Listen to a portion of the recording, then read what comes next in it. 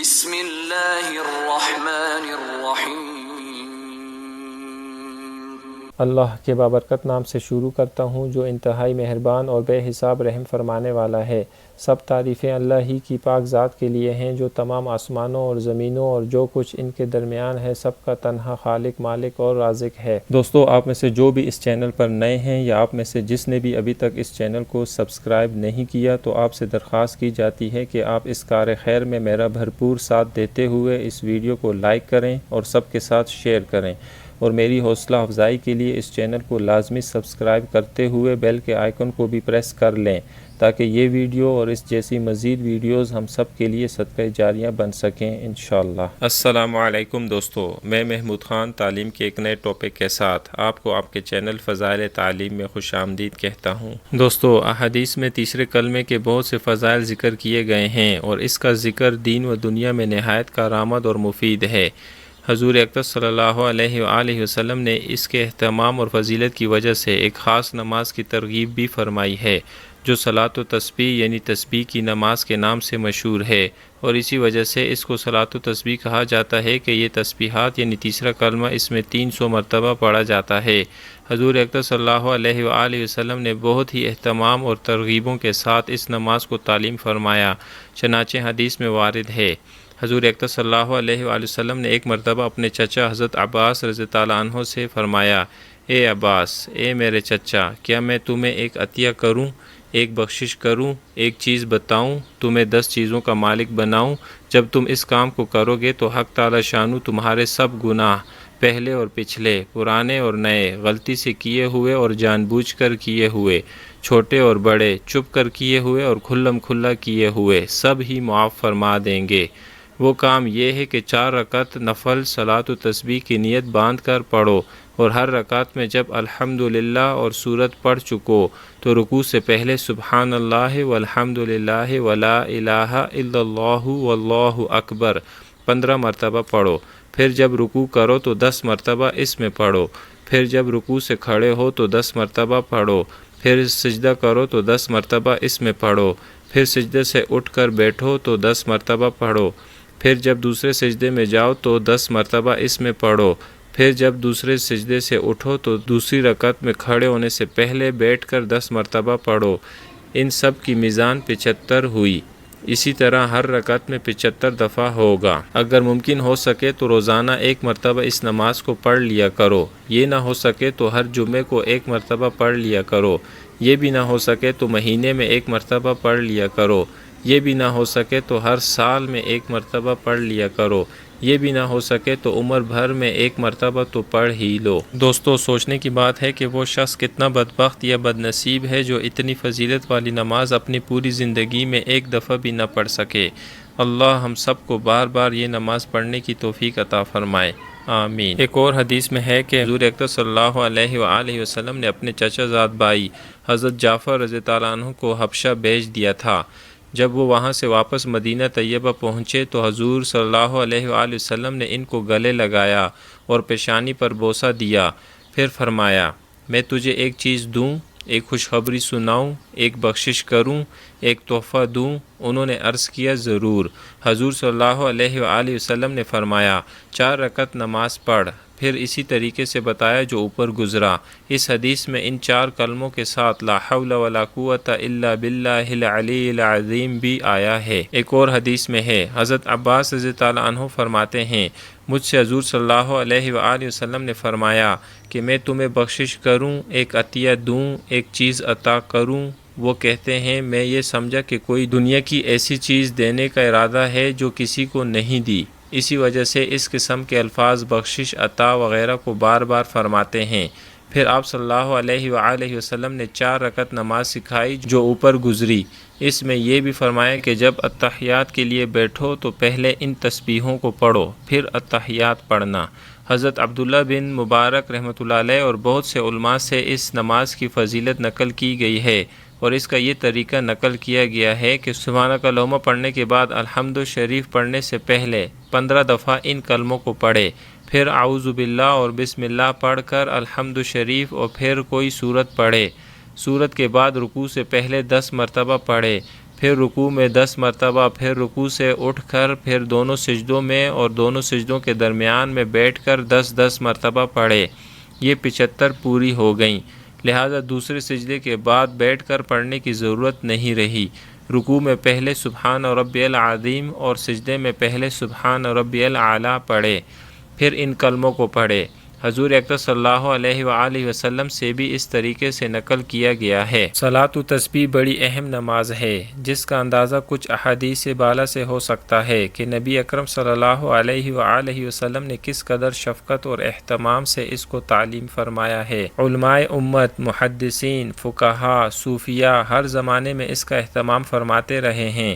امام حدیث حاکم رحمۃ اللہ علیہ نے لکھا ہے کہ اس حدیث کے صحیح ہونے پر یہ بھی دلیل ہے کہ تبع تابعین کے زمانے سے ہمارے زمانے تک مقتدی حضرات اس پر مداومت کرتے اور لوگوں کو تعلیم دیتے رہے ہیں، جن میں عبداللہ بن مبارک رحمۃ اللہ علیہ بھی ہیں۔ یہ عبداللہ بن مبارک امام بخاری رحمۃ اللہ علیہ کے استادوں کے استاد ہیں۔ بیہقی رحمۃ اللہ علیہ کہتے ہیں کہ ابن مبارک سے پہلے ابو الجوزہ رحمۃ اللہ علیہ جو معتمد تابعی ہیں اس کا اہتمام کیا کرتے تھے۔ روزانہ جب ظہر کی اذان ہوتی تو مسجد میں جاتے اور جماعت کے وقت تک اس کو پڑھ لیا کرتے۔ عبدالعزیز بن ابی رواد رحمۃ اللہ علیہ جو ابن مبارک کے بھی استاد ہیں، بڑے عابد، زاہد، متقی لوگوں میں ہیں، کہتے ہیں کہ جو جنت کا ارادہ کرے اس کو ضروری ہے کہ صلاۃ و تسبیح کو مضبوط پکڑے۔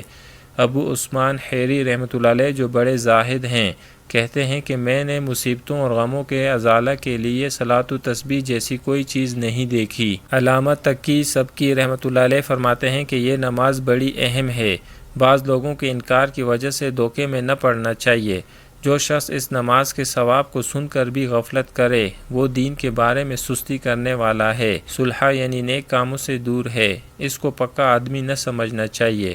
مرکات میں لکھا ہے کہ حضرت عبداللہ بن عباس رضی اللہ عنہ ہر جمعے کو اس نماز کو پڑھا کرتے تھے۔ بعض علماء نے اس وجہ سے اس حدیث کا انکار کیا ہے کہ اتنا زیادہ ثواب صرف 4 رکعت پر مشکل ہے، بالخصوص کبیرہ گناہوں کا معاف ہونا، لیکن جب روایات بہت سے صحابہ رضی اللہ عنہم اجمعین سے منقول ہے تو انکار مشکل ہے۔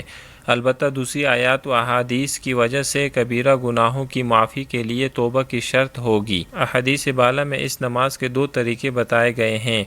اول یہ کہ کھڑے ہو کر الحمد شریف اور سورت کے بعد 15 مرتبہ چاروں کلمے یعنی سبحان اللہ والحمد للہ ولا الہ الا اللہ واللہ اکبر پڑھے، پھر رکوع میں سبحان ربی العظیم کے بعد 10 مرتبہ پڑھے، پھر رکوع سے کھڑے ہو کر سمع اللہ لمن حمدہ ربنا لک الحمد کے بعد 10 مرتبہ پڑھے، پھر دونوں سجدوں میں سبحان ربی الاعلیٰ کے بعد 10 مرتبہ پڑھے، اور دونوں سجدوں کے درمیان جب بیٹھے 10 مرتبہ پڑھے، اور جب دوسرے سجدے سے اٹھے تو اللہ اکبر کہتا ہوا اٹھے اور بجائے کھڑے ہونے کے بیٹھ جائے، اور 10 مرتبہ پڑھ کر بغیر اللہ اکبر کے کہنے کے کھڑا ہو جائے، اور 2 رکعت کے بعد اسی طرح چوتھی رکعت کے بعد پہلے ان کلموں کو 10 مرتبہ پڑھے، پھر اتحیات پڑھے۔ دوسرا طریقہ یہ ہے کہ سبحانک اللہم کے بعد الحمد شریف یعنی سورہ فاتحہ سے پہلے 15 مرتبہ تیسرے کلمے کو پڑھ لیا کرے، اور پھر الحمد شریف اور سورت کے بعد 10 مرتبہ پڑھے،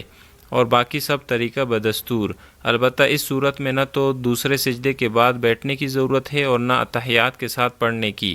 علماء نے لکھا ہے کہ بہتر یہ ہے کہ کبھی اس طرح پڑھ لیا کرے کبھی اس طرح، یعنی کبھی پہلے طریقے سے پڑھ لیا کرے کبھی دوسرے طریقے سے۔ چونکہ یہ نماز عام طور سے رائج نہیں ہے اس لیے اس کے متعلق چند مسائل بھی لکھے جاتے ہیں تاکہ پڑھنے والوں کو سہولت ہو۔ مسئلہ نمبر 1، اس نماز کے لیے کوئی سورت قرآن کی متعین نہیں، جون سی سورت دل چاہے پڑھے، لیکن بعض علماء نے لکھا ہے کہ سورہ حدید، سورہ حشر، سورہ صف، سورہ جمعہ، سورہ تغابن میں سے 4 سورتیں پڑھے۔ بعض حدیثوں میں 20 آیتوں کی بقدر آیا ہے، اس لیے ایسی صورتیں پڑھیں جو 20 آیتوں کے قریب قریب ہوں۔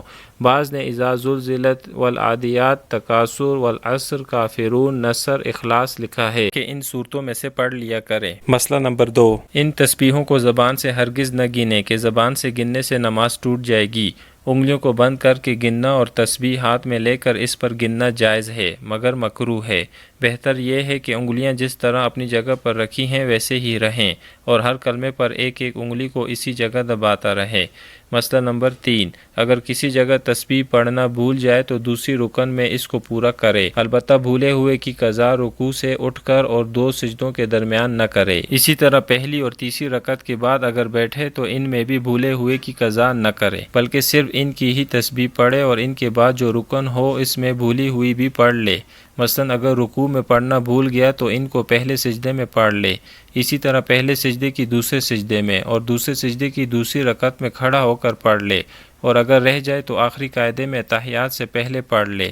مسئلہ نمبر 4، اگر سجدہ سہو کسی وجہ سے پیش آ جائے تو اس میں تسبیح نہیں پڑھنا چاہیے، اس لیے کہ مقدار 300 ہے وہ پوری ہو چکی۔ ہاں اگر کسی وجہ سے اس مقدار میں کمی رہی ہو تو سجدہ سہو میں پڑھ لے۔ مسئلہ نمبر 5، اس نماز کا اوقات مکروہہ کے علاوہ باقی دن رات کے تمام اوقات میں پڑھنا جائز ہے، البتہ زوال کے بعد پڑھنا زیادہ بہتر ہے، پھر دن میں کسی وقت، پھر رات کو۔